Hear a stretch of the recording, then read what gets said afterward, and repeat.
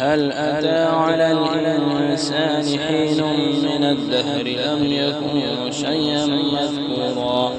إنا خلقنا الإنسان من نطفة أمشاج نبتليه فجعلناه سميعا بصيرا إنا هديناه السبيل إما شاكرا وإما كفورا إنا أعتدنا للكافرين سلاسل وأغلالا وسعيرا إن الأبرار يشربون من كأس كان مزاجها كافورا عينا يشرب بها عباد الله يفجرونها تفجيرا يوفون بالنذر ويخافون يوما كان شره مستطيرا ويطعمون الطعام على حبه مسكينا ويتيما وأسيرا إنما نطعمكم لوجه الله لا نريد منكم جزاء ولا شكورا إنا نخاف من ربنا يوما عبوسا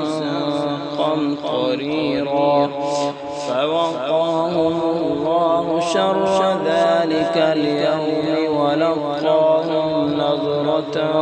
وسرورا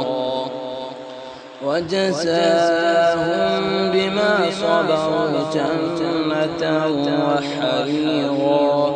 متكئين فيها على الأرائك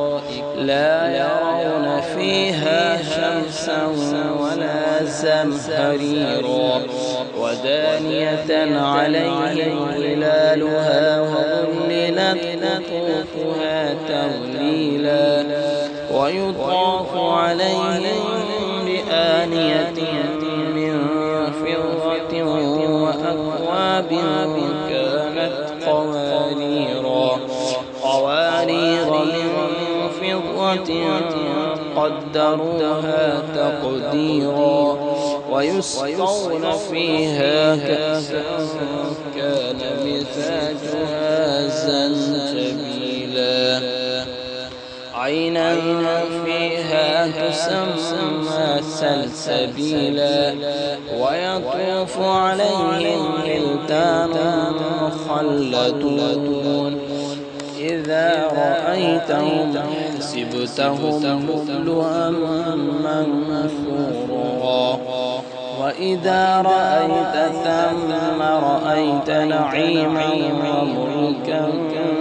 كبيرا عاليهم ثياب سندس خضر واستبرق وحلوا أساور من فضة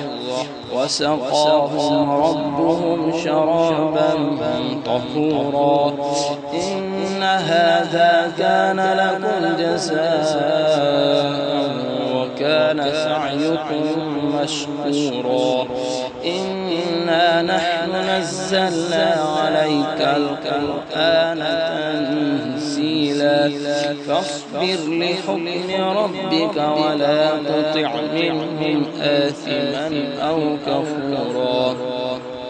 واذكر اسم ربك بكرة وأصيلا